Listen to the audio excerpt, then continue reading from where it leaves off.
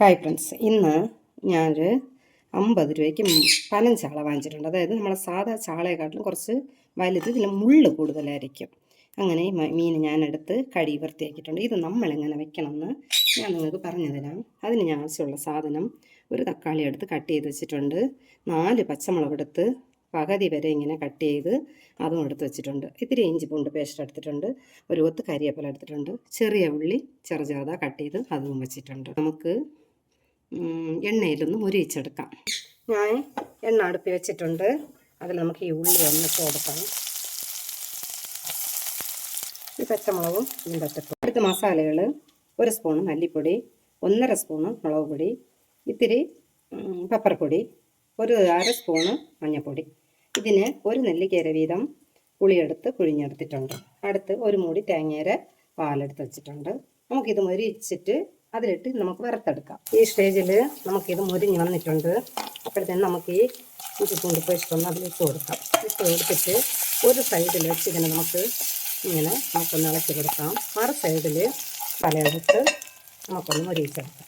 ഇത് കണ്ട നല്ലവണ്ണം മസാല ചുമന്ന് കിട്ടിയിട്ടുണ്ട്. ഇനി നമുക്കിതിനെ കൂട്ടിച്ചേർത്തൊന്ന് ഇളക്കി കൊടുക്കാം. നല്ല എല്ലാവണ്ണം മസാല ഒന്ന് മുരിഞ്ഞ് വന്നിട്ടുണ്ട്. തക്കാളി ഇടാം. ഈ സ്റ്റേജിൽ നമുക്ക് ഈ പുളിവെള്ളം ഇതിലൊന്ന് ഒഴിച്ചു കൊടുക്കാം.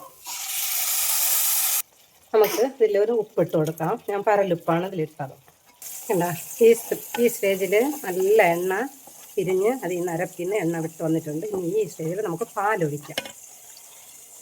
നല്ല എണ്ണം തേങ്ങാപ്പാലും അരപ്പൊക്കെ നല്ലത് അടപ്പെടുത്തതും നല്ലൊരു മണം ഇതിൽ വരുന്നുണ്ട്. അപ്പം നമുക്ക് ഈ സ്റ്റേജിൽ മീനൊന്ന് കറക്കിയിട്ട് കൊടുക്കാം.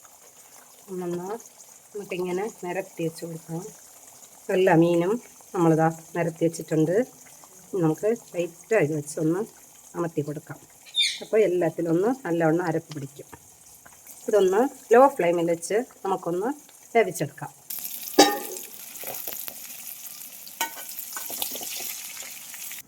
ഇപ്പം സൂപ്പറാ കണ്ട പനഞ്ചാള മീൻ റെഡി ആയിട്ടുണ്ട്. നമുക്ക് ഇതിൻ്റെ ചാറ് മാത്രം കൂട്ടി ചോറ് തിന്നാൽ സൂപ്പറായിരിക്കും. നമുക്ക് മീനൊന്ന് ഇറക്കി വയ്ക്കാം. നമുക്ക് കണ്ട നല്ലവണ്ണം ഇതിൻ്റെ അരപ്പും ഇതിലൊരു മുളകും എടുത്ത് വെച്ച് നമുക്ക് സൂപ്പറാ ഇങ്ങനെ ചോറിൽ വെച്ച് വിരവി തിന്നുമ്പം സൂപ്പറായിരിക്കും. നിങ്ങൾ ഒരു ദിവസം ഇതേപോലെ ഒന്ന് ട്രൈ ചെയ്ത് നോക്കണം. Thank you.